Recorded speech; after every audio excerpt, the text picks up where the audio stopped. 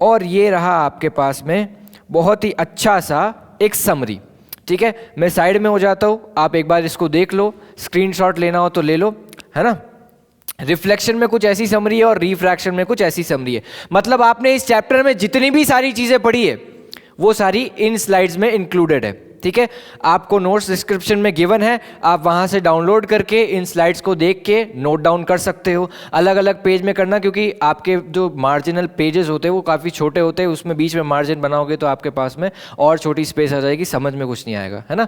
तो एक बार रिफ्लेक्शन वाला करना, फिर उसके बाद में रिफ्रैक्शन वाला करना। ठीक है, ये पहली स्लाइड है जिसमें हमने रिफ्लेक्शन के बारे में, लॉज ऑफ रिफ्लेक्शन के बारे में, combination of plane mirror, spherical mirror पढ़ा, रिफ्लेक्शन के बारे में, लॉज ऑफ रिफ्रैक्शन के बारे में, रिफ्रैक्टिव इंडेक्स के बारे में और स्फेरिकल लेंसेज के साथ में स्टार्ट किया। अगली वाली साइड में आपके पास में है कुछ इस तरीके की चीज़ें जिसमें हमने component of spherical mirrors, component of spherical lenses, फिर हमारे पास में specific light path in spherical mirrors, फिर specific light path in spherical lenses.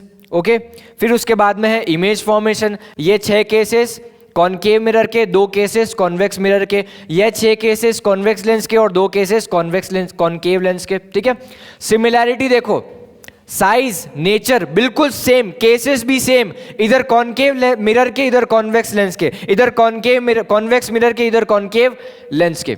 ठीक है, तो बिल्कुल सिमिलर चीज है, आपस में डिफरेंस देखो, कंपेयर करने पे डिफरेंस मिलेगा आपको। ठीक है, तो ये सारी चीजें हैं।